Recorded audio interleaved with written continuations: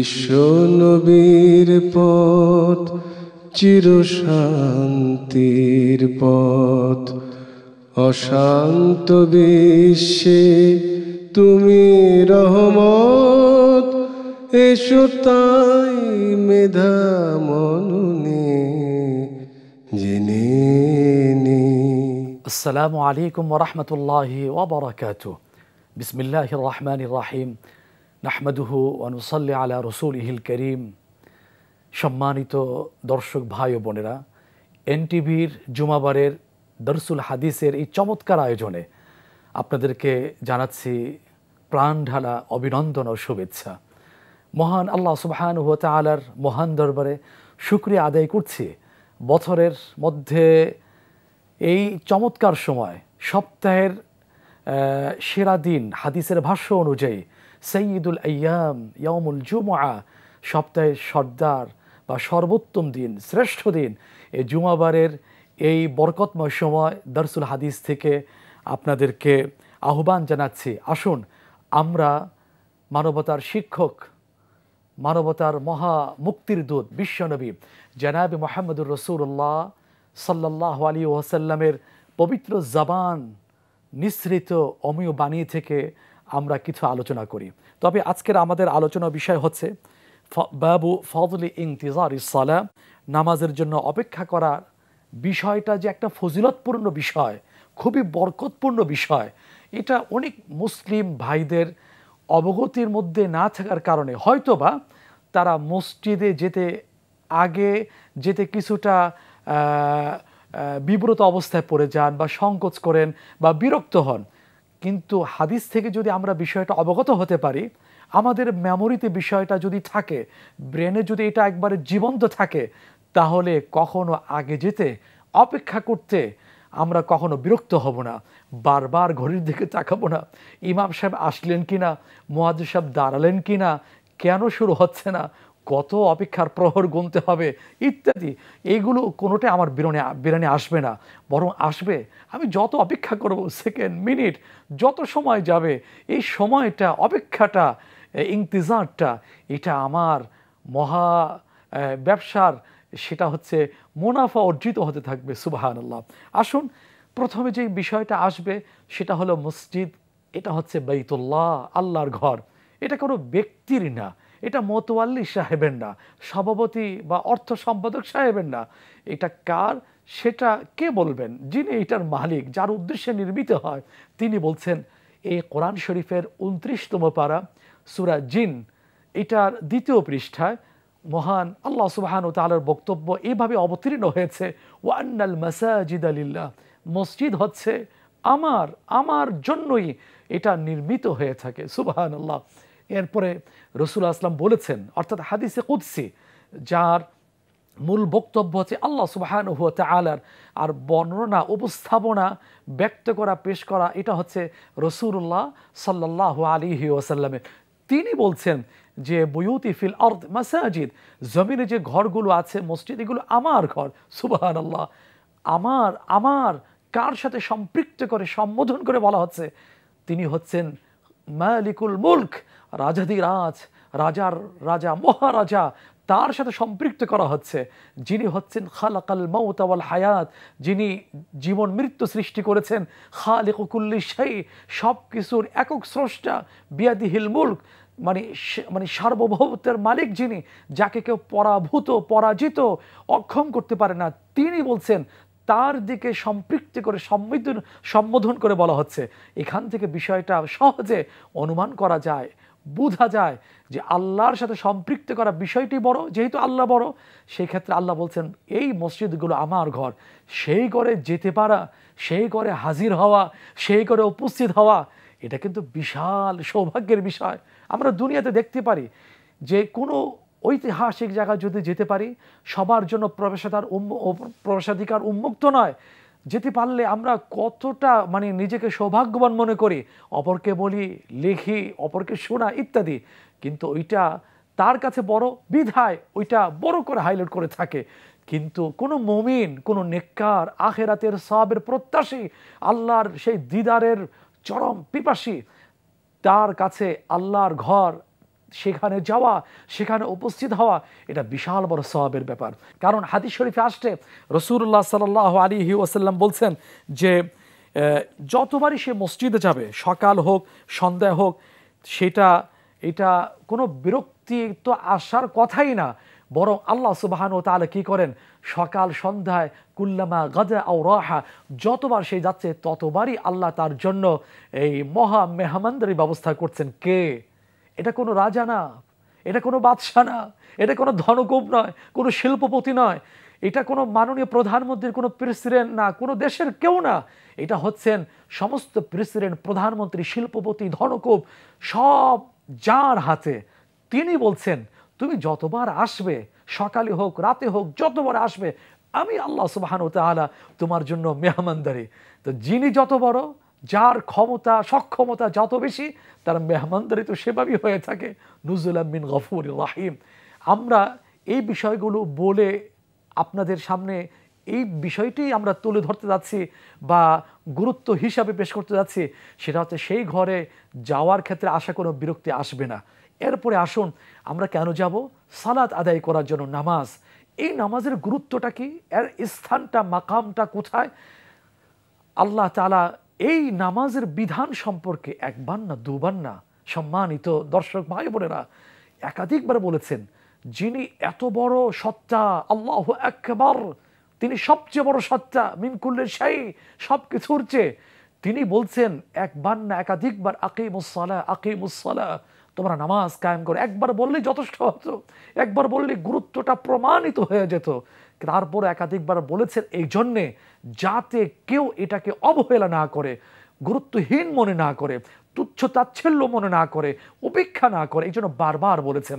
তবে পুরুষ হিসাবে দায়িত্ব হচ্ছে, কর্তব্য হচ্ছে, তার উপরে এই বিধানটা আরোপ করা হয়েছে যে সুস্থ স্বাভাবিক অবস্থায় উনি একাকী নামাজ পড়বেন না, মসজিদে চলে যাবেন।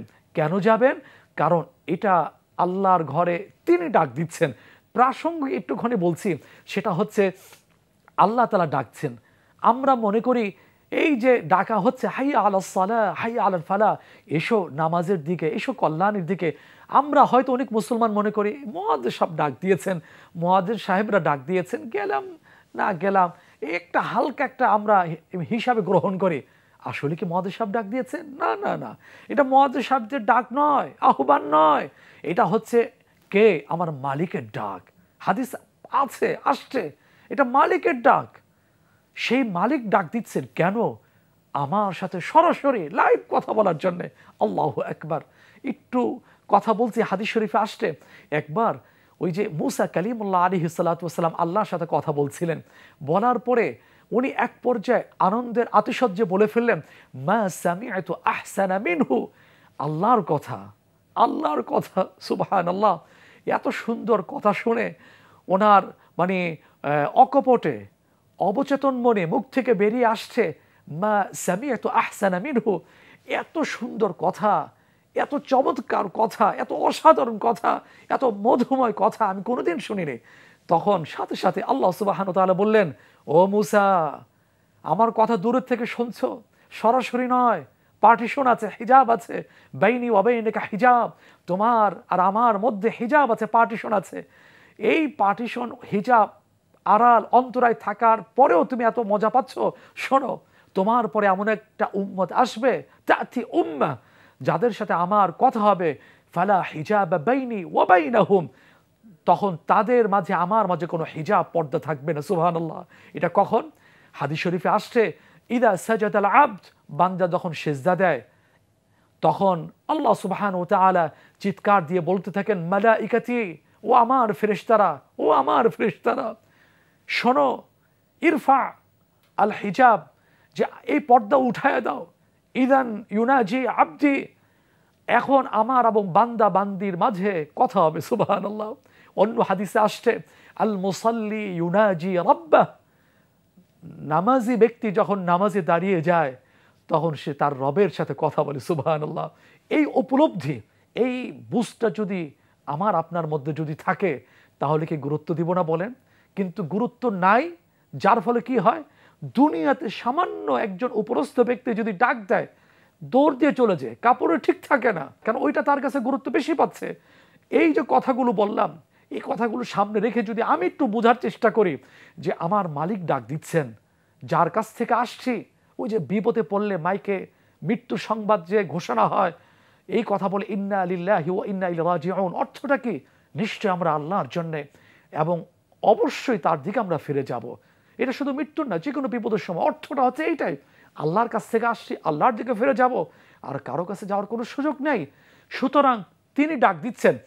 সেক্ষেত্রে যদি আমি আপনি এই কথাগুলো একটু চিন্তা করি, একটু ভাবি, একটু অনুধাবন করি, একটু চিন্তা করি, একটু ফিকির করি যে আমার মালিক আমাকে ডাকছেন, সুতরাং আমি যত আগে পারি তত আগে আমি চলে যাব। সুতরাং কোনো দিক থেকে আমার কোনো লস নেই। ফায়দা সে খালি নেই হয় যে কথাটা বলে, ফায়দা আর ফায়দা, উপকার আর উপকার। কেমন উপকার? ছোট্ট হাদিস বলছি সম্মানিত ভাই ও বোনেরা। হাদিস শরীফে আসছে রাসূলুল্লাহ সাল্লাল্লাহু আলাইহি ওয়াসাল্লাম বলছেন, ইনতিজারুস সালাহ ফি সালাহ আও কামা ক্বাল আলাইহিস সালাতু ওয়াসসালাম, কেউ যদি আগে যায়, নামাজের সময় এখনো হয়নি, ইমাম সাহেব খতিব সাহেব এখনো আসেননি, মুয়াজ্জিন সাহেব বসা থেকে দাঁড়াননি, আমি আগে গিয়েছি, বসেছি, সেক্ষেত্রে আমার বসাটা কি কষ্টের হবে? এটা কি বিফলে যাবে? অপেক্ষা করাটা কি অনর্থক হবে, নিরর্থক হবে?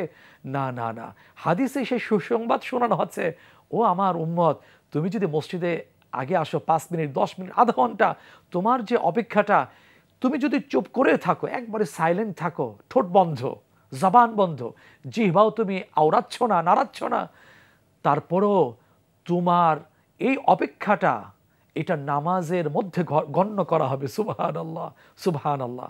এত লাভের কথা, এত বড় সুসংবাদের কথা কে শোনাবেন? যিনি এই ঘরের মালিক, যিনি নামাজের হুকুম দিলেন, যিনি ডাক দেওয়ার বিধান দিলেন, হাইয়া আলাস সালাহ, হাইয়া আলাল ফালাহ, এসো নামাজের দিকে, এসো কল্যাণের দিকে। কিন্তু আমাদের অবস্থা কেমন দাঁড়িয়েছে? আমরা মনে করি এটা অফিস টাইম, অন্য দিক থেকে কাটায় কাটায়, কিন্তু আল্লাহ দিবেন কাটায় কাটায়। আমি যেরকম করব আল্লাহ সেরকম করবেন। ভাই, সূরা আবাসার শেষে আল্লাহ তা বলে দিয়েছেন, ইয়াউমা ইয়াফিরুল মারউ মিন আখি, কিয়ামতের দিন, কঠিন ভয়াবহ এই অবস্থায়, এমন একটা অবস্থা, চিত্র সৃষ্ট হবে যে একটা নেকি হাসানা, একটা সওয়াবের জন্যে পাগল পারা হয়ে যাবে। যে মা আমাকে গর্ভে ধারণ করেছেন, এত কষ্ট, ওয়াহনান আলা ওয়াহনিন, কষ্টের উপর কষ্ট মানে ধারণ করে, সহ্য করে সেই মাও সন্তান থেকে পালিয়ে যাবে। যেই স্বামী স্ত্রীর জন্য এত কিছু করেছে, যে স্ত্রী স্বামীর জন্য এত কিছু করেছে, ভাই বোন আপন স্বজন, তারাও সেদিন একে অপর থেকে দূরে সরে যাবে এই জন্যে যে আমার কাছে একটা নেকি চেয়ে বসে কিনা, একটা সওয়াব চেয়ে বসে কিনা। সেই দিন এমন একটা অবস্থার কথা রাসূলুল্লাহ সাল্লাল্লাহু আলাইহি ওয়াসাল্লাম শোনাচ্ছেন যে একটি নেকির জন্য সে থমকে দাঁড়াবে, আটকে যাবে। এখন আপনি যদি আখেরাতের মুদ্রার ব্যাপারে যদি অবহেলা করি, তাহলে এটা মোটেই ঠিক নয়। আবার কেউ কেউ আছেন অপেক্ষা করছে, আগে চলে গিয়েছে, ঘড়ির দিকে বারবার তাকাই, কেন তাকাই? আমি কি অসহ্য হচ্ছি? আমি কি অধৈর্য হচ্ছি? আবার কেউ কেউ বিরক্ত হন, আজকে তো ডিজিটাল ঘড়ি লাগানো হয়েছে, সেকেন্ডের হিসাব, আজকে আপনি কেন হিসাব করছেন? আপনার কি কোনো ক্ষতি হচ্ছে? এই হাদিসগুলো আমরা কি শুনলাম? আল্লাহ তাআলা কি বললেন? রাসূলুল্লাহ কি শোনালেন? যে বান্দা, এই যে সূরা বাকারা ৩য় পারা ১ম পৃষ্ঠা আল্লাহ পাক বলছেন, আনফিকু মিম্মা রাযাকনাকুম মিন ক্বাবলি আন ইয়াতিয়া ইয়াউমুন লা বাইউন ফীহি ওয়ালা খুল্লাতুন ওয়ালা শাফাআ। আল্লাহু আকবার। তোমার যতটুকু সম্ভব, সামর্থ্য আছে, সুযোগ আছে, তুমি বেশি বেশি ব্যয় করতে থাকো, সব কামাই করতে থাকো। যখনই যে অবস্থায় তোমার সুযোগ আছে, সেটা গুরুত্ব সহকারে বেশি করে তুমি অর্জন করার প্রতিযোগিতা করে যাও। আরেক জায়গায় আসতে সূরা মুনাফিকুন ২৮তম পারা ১৪তম পৃষ্ঠার শেষে আসছে, আনফিকু মিম্মা রাযাকনাকুম মিন ক্বাবলি আন ইয়াতিয়া আহাদাকুমুল মাউত। সম্মানিত উপস্থিতি, যে তোমার মৃত্যু আসার আগে তুমি বেশি করে সওয়াব অর্জন করো। সে সব খরচ করে, নামাজ পড়ে, অপেক্ষা করে, যেভাবে পারো তুমি এইভাবে প্রত্যাশী হও, অগ্রগণ্য হও, প্রতিযোগিতা করতে থাকো। কারণ মৃত্যু কখন আসবে তুমি জানো না, তোমাকে বলা হয়নি, তোমাকে জানানো হয়নি, তুমি সবসময় প্রস্তুত থাকবে। আজকের ফজরের সুযোগ পেয়েছো, অপেক্ষা করো ধৈর্য সহকারে, জোহর, আসর, মাগরিব, ইশা, জুমা। সুতরাং কখনো তুমি বিরক্ত হবে না, সুযোগ পাইলে একটু আগে চলে যাও। তবে এখান থেকে এই কথাটা বোঝার কোনো সুযোগ নাই।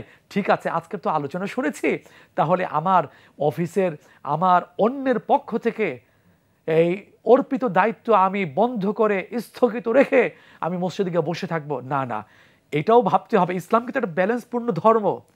অন্যের হক, বান্দার হক, এটাও কিন্তু নষ্ট করা যাবে না। এমন আমার যদি দায়িত্ব থাকে সেখানে আমি দায়িত্ব পালন করব, সেটা বাদ দিয়ে নয়। আবার যখন নামাজের সময় চলে আসবে আমি চলে আসবো, কারণ হাদিসে আসছে রাসূলুল্লাহ সাল্লাল্লাহু আলাইহি ওয়াসাল্লাম জিজ্ঞাসিত হয়েছিলেন, ইয়া রাসূলুল্লাহ আইয়ুল আমালি আহাব্বু ইলাল্লাহ, কোন আমল আল্লাহর কাছে সবচেয়ে বেশি প্রিয়? রাসূলুল্লাহ সাল্লাল্লাহু আলাইহি ওয়াসাল্লাম শুনিয়েছিলেন, আল ঈমানু বিল্লাহ, আল্লাহর প্রতি ঈমান আনা, বিশ্বাস স্থাপন করা। তারপরে কোনটা? আল্লাহ রাসূল বললেন সেটা হচ্ছে, এক পর্যায়ে তিনি বললেন আস-সালাতু আলা ওয়াক্তিহা আও কামা ক্বালা আলাইহিস সালাতু ওয়াস সালাম, টাইমলি নামাজ পড়া। এই জন্য আল্লাহ তাআলা আরেক জায়গায় বলেছেন সূরা নিসা, হাফিজি কোরআন শরীফের ৫ম পারার সেই ১৪তম পৃষ্ঠা, ইন্নাস সালাতা কানাত আলাল মুমিনিনা কিতাবাম মাওকুতা। নামাজটা এটা সময় মতো, নির্ধারিত সময় আছে, এই নির্ধারিত সময় আদায় করা মুমিনদের জন্য ফরজ। নামাজের কিছু ফরজ বিধান আছে, নামাজের আগে, নামাজের পরে। এর মধ্যে অন্যতম আরেকটি ফরজ বিধান হলো ওক্ত মতো নামাজ পড়া। এখন এই ওক্ত মতো নামাজ পড়ার ক্ষেত্রে আমার একটা প্রস্তুতি লাগবে। আমি আবার বলছি বিনয়ের সাথে, দুনিয়াতে যে আমলটা, যে কাজটা, যে কার্যক্রমটা, যে কর্মসূচিটা বেশি গুরুত্বপূর্ণ, সেটা ব্যক্তির হোক, সামাজিক হোক, রাষ্ট্রীয় হোক, আন্তর্জাতিক অঙ্গনের হোক না কেন, এটা কিন্তু হুট করে করা হয় না, এটা প্রস্তুতি থাকে, রিহার্সাল চলতে থাকে। তাহলে যেই সালাত এত গুরুত্বপূর্ণ বিধান, আল্লাহ রাসূল সাল্লাল্লাহু আলাইহি ওয়াসাল্লাম এইভাবে বলেছেন, বুনিয়াল ইসলামু আলা খামস, শাহাদাতি আল্লা ইলাহা ইল্লাল্লাহ ওয়া আন্না মুহাম্মাদুর রাসূলুল্লাহ ওয়া ইকামিস সালাহ ওয়া ইতাইজ যাকাত ওয়াল হজ ওয়া সাওমি রমাদান আও কামা ক্বালা আলাইহিস সালাতু ওয়াস সালাম। ইসলামের বুনিয়াদ হলো 5টা। এই 5টা ভিত্তির উপর ইসলামের প্রাসাদকে দাঁড় করানো হয়েছে। প্রথম হলো তাওহীদের সাক্ষ্য দেওয়া, শাহাদা দেওয়া। দ্বিতীয় হলো কিন্তু সালাত, সালাত, সালাত। এখন এইটাও আখেরাতে হাশরের ময়দানে আগে জিজ্ঞেস করা হবে আমল সংক্রান্ত বিষয়। হাদিসে এইভাবে আসছে, মহান সাহাবী হযরত আবু হুরায়রা রাদিয়াল্লাহু তাআলা আনহু তিনি এইভাবে বলছেন যে রাসূলুল্লাহ সাল্লাল্লাহু আলাইহি ওয়াসাল্লাম আমাদেরকে এইভাবে শুনিয়েছেন, আউয়ালু মা ইউহাসাবু বিহিল আবদু ইয়াউমাল কিয়ামাতি সালাতুহু, যে কিয়ামতের দিন সবার আগে নামাজের প্রশ্ন করা হবে। আবার আরেক জায়গায় আসছে, নামাজের প্রশ্নে সে যদি উত্তীর্ণ হয়ে যায় তাহলে অন্যান্য আমল উত্তীর্ণ হয়ে যাবে। নবীজির মুখ থেকে বের হওয়া কথাগুলো হচ্ছে এমন যে, ইদা সালুহাল ইদা সালুহা ইদা সালুহাত সালুহা সাইরু আমালি ওয়া ইদা ফাসাদাত ফাসাদা সাইরু আমালি। নামাজের বিষয়টা যদি ঠিকঠাক হয়ে যায়, পাশ করে যায়, অন্যান্য আমল কিন্তু ঠিকঠাক হয়ে যাবে, সহজে সে পার হয়ে যেতে পারবে। আর যদি নামাজের প্রশ্নে সে যদি আটকে যায়, থমকে দাঁড়ায়, নাউজুবিল্লাহ, তাহলে অন্যান্য আমলগুলো কিন্তু বরবাদ হওয়ার সমূহ সম্ভাবনা থাকবে। সেই জন্য নামাজ এত গুরুত্বপূর্ণ। এই গুরুত্বটা সুন্দরভাবে যত্ন সহকারে ইতমিনানের সাথে, নামাজের যে একটা রূহ, প্রাণ, সেটা হলো খুশু খুজু। এটা ছাড়া নামাজ নিষ্প্রাণ, এটা ছাড়া সফলতা চিন্তাই করা যায় না। এই কথাটা আমার নয়, এই কিতাবের নয়, এই কথাটা হলো স্বয়ং মহান আল্লাহ সুবহানাহু ওয়া তাআলার সর্বশেষ আসমানি কিতাব সূরা মুমিনুন 18তম পারা 1ম পৃষ্ঠা। শুরুতে আল্লাহ পাক বলে দিলেন কি বিষয়, যে সফল মুমিন কারা, তাদের কিছু টাইটেল, কিছু বৈশিষ্ট্য বলতে গিয়ে বললেন, কাদ আফলাহাল মুমিনুন আল্লাযীনা হুম ফি সালাতিহিম খাশিউন, যারা নামাজে বিনয়, বিনম্র, খুশু হুজুর সাথে, একগ্রতা, একনিষ্ঠতার সাথে যারা নামাজ আদায় করে।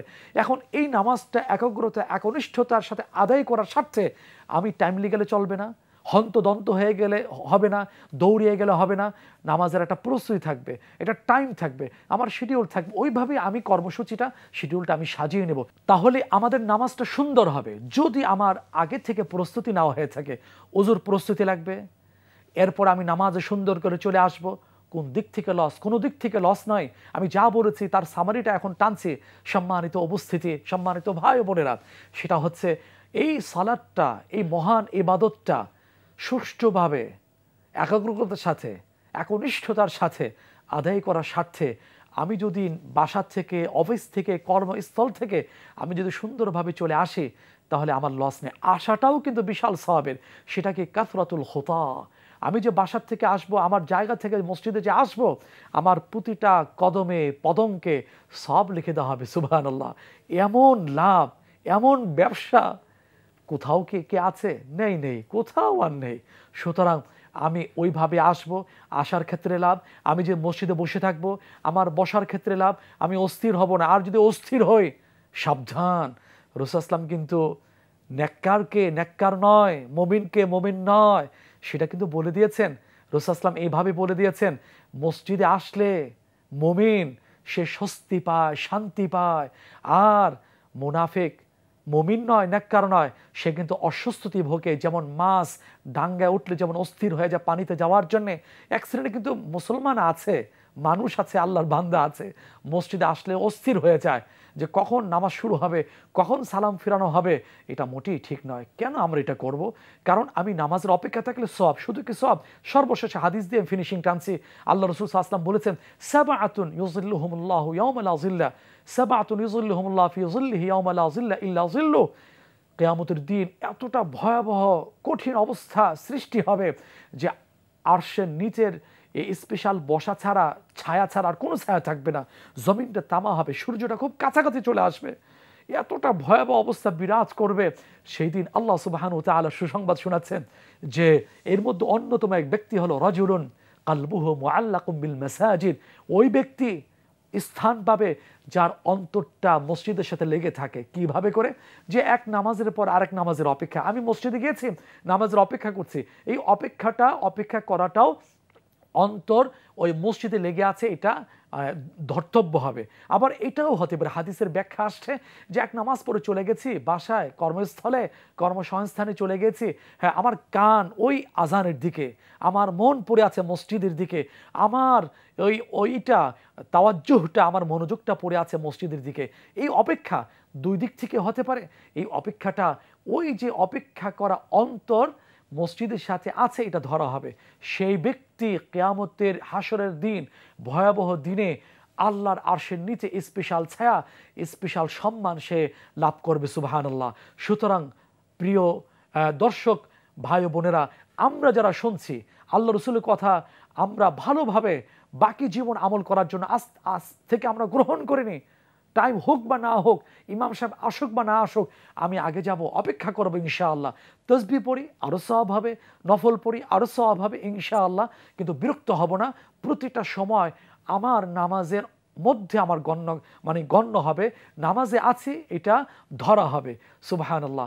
আল্লাহ সুবহানাহু ওয়া তাআলা এই কথাগুলো আমাকে, আপনাকে, আমাদের সবাইকে আমল করা তৌফিক দান করুন, নামাজের গুরুত্ব বুঝার তৌফিক দান করুন, নামাজের জন্য অপেক্ষা করার অভ্যাস গড়ে তোলার, এই মন মানসিকতা তৈরি করার তৌফিক আল্লাহ পাক দান করুন। আমিন। ওমা আলাইনা ইল্লাল বালাগ। আসসালামু আলাইকুম ওয়া রাহমাতুল্লাহি ওয়া বারাকাতুহু। বিশ্ব নবীর পথ চিরশান্তির পথ, অশান্ত বিশ্বে তুমি রহমত।